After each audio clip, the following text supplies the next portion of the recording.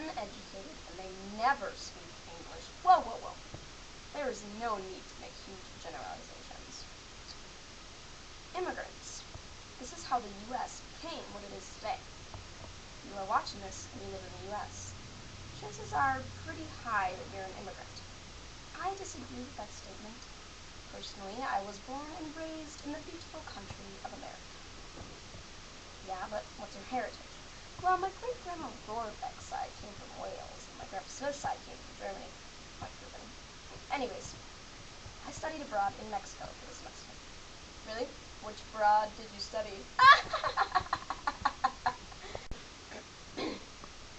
No, I studied abroad there too. So, we have met many people, seen many places, heard many speakers, read many books and articles, and experienced a lot. So we would like to present the opposing side of immigration, specifically Mexican immigration.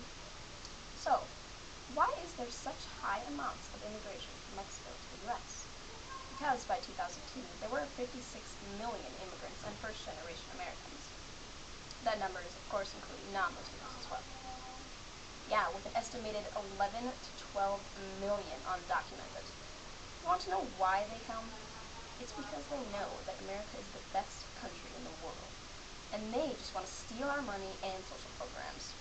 I mean, Mexico has the richest man in the world, Carlos Slim, so clearly it can't be that difficult to get a job. Too bad he only got rich by exploiting his workers, because Mexico also has 40 million living in extreme poverty, where the richest 10% get 41% of the wealth. Yeah, but they still have a constitution, and they have Article 123, which mandates a minimum wage, a 40-hour work week. Too bad minimum wage was created in 1917 and then never raised to accommodate inflation. So minimum wage isn't even enough to live off of anymore. And there are also about 15 million people that work in the informal sector, or have their own tiny business, so they don't even get minimum wage or a 40-hour work week. Okay, fine. But I don't understand why they don't just make their own country better then. What? Do you think people want to leave their homes and families? Do you think people want to go to a foreign country? A country where they probably can't speak the language and probably get discriminated against every day? Well, I would come to America, and if I went to a different country, I would respect their laws and values. People that come to the U.S. don't even learn English, and they don't have any values. It's interesting you say that, because when people say they don't have any values, it usually means they don't have my values.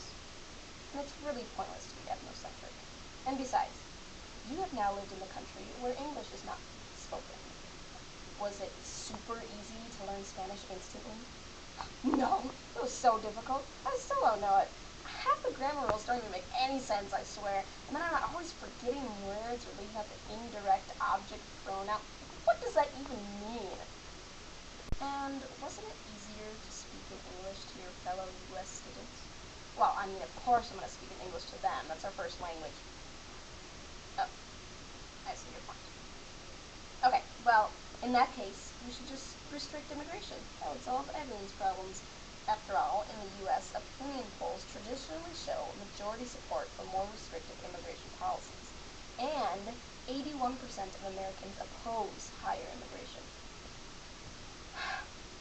I don't see why we need to restrict anything further. It's not like there has been any giant increase in the amount of immigration in a long time. Well, sure, not for legal immigration. Legal immigration is fine. There are far too many illegals taking over this country. Practically every Latino scrambled across the river to get here. And how would we make sure there were no more illegal entries? Easy. More Border Patrol, more police. Really, they've tried this already. By 2002, the total INS budget was 13 times its 1986 level, and the Border Patrol budget was 10 times its former level, with 3 times as many officers. And guess what the outcome was? The numbers are no different. The amount of undocumented has not changed in several decades. Oh my gosh, the illegals continue to infiltrate? They're everywhere. Do you think that every person from Mexico is undocumented? Absolutely. You must be joking. You are too cliche. A New York Times poll found that Americans greatly exaggerated the proportion of all immigrants who were in fact illegal. Because did you know that about 4/5 of Latinos are actually legal residents? So, there are more legal than illegal? Correct. And, in fact, most of these undocumented did not swim across the border like you believe, but instead, as many as 45% entered legally through port of entry, which is shoppers, workers, or tourists, and then overstayed their visas. And in 2003, another 617,000 persons were just caught up in processing delays. Oh, so like half of those people came here legally? Right. Besides, why does documented equal good and undocumented equal bad? Are they really that different? We're all just people trying to make our way in the world. Yes, immigrants are still bad. Why? Because, let me check my head of statistics. Aha! Here's one you can't argue with. Immigrants take our jobs. Oh, this should be good. Overall, there is evidence that immigration is adversely impacting native-born workers. Can you disprove that? In fact, I can. Statistics are frequently skewed to try to convince people one way or the other. I also have a quote from my magic hat, from the same author. There is no conclusive proof that immigration has adversely impacted native-born workers. Here is the reality of immigration. Immigration is how the U.S. got started, whether it was ancient peoples coming from Asia or recent peoples coming from Europe. And immigration is how the U.S. continues to thrive. Like it or not, the native-born U.S. population is aging, and we need more young adults and children in order to keep our systems functioning. Meanwhile, in Mexico, the minimum wage is 50 pesos per day, which is equivalent to $5 per day. So, whether you have a family to support or you're living by yourself, odds are you can't afford to live off of $5 per day. And so what is wrong about coming to the U.S.? And at that point, most migrants are willing to work for about $5 an hour, because that's way more than they've ever made. What's more is that most of the migrants are documented, or at least were initially, and are contributing members to programs like Social Security, a program they will most likely never benefit from, because they return to their home country. And the entire time they live here, they're most likely paying rent and buying groceries and clothes from U.S. businesses. To further prove my point, we can look at Western Europe and Japan. They are now having a major lack of immigration, which is causing huge welfare and demographic problems. And might I just remind you that the U.S. brutally attacked and invaded Mexico and basically stole half of Mexican country less than 200 years ago.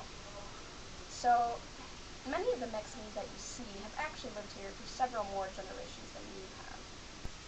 Well, you might have your numbers and quotes and experiences, but I have something you don't have. A song.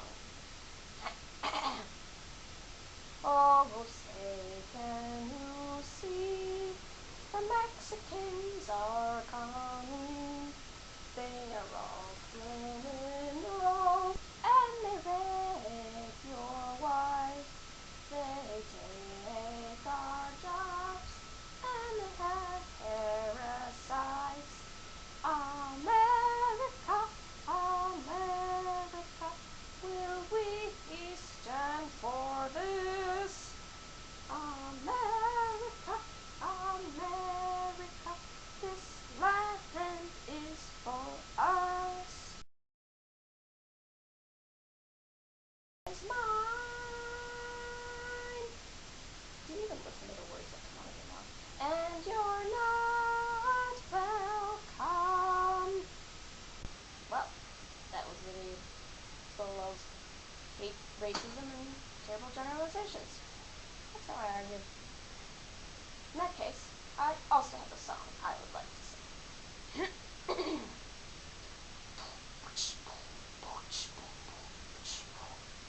So I ask you, what's so wrong with immigration? Other than it ruining our nation, having diversity is the key. Yeah, and losing our jobs is the key. Hey, you had your song, let me have mine. Oh, fine. If all you're gonna do is whine.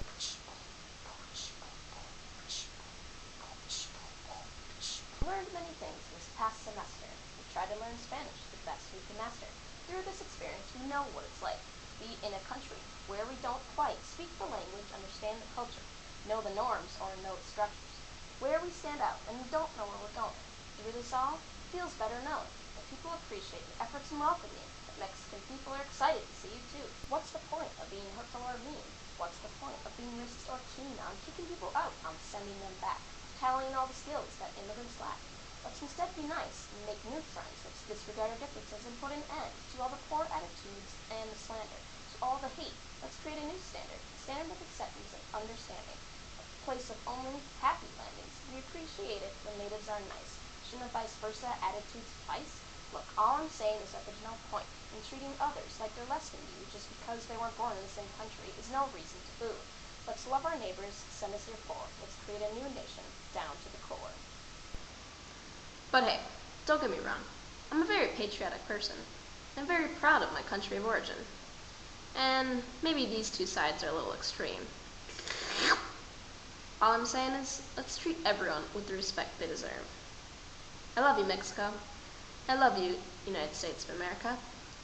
Te amo, México. Te amo, los Estados Unidos.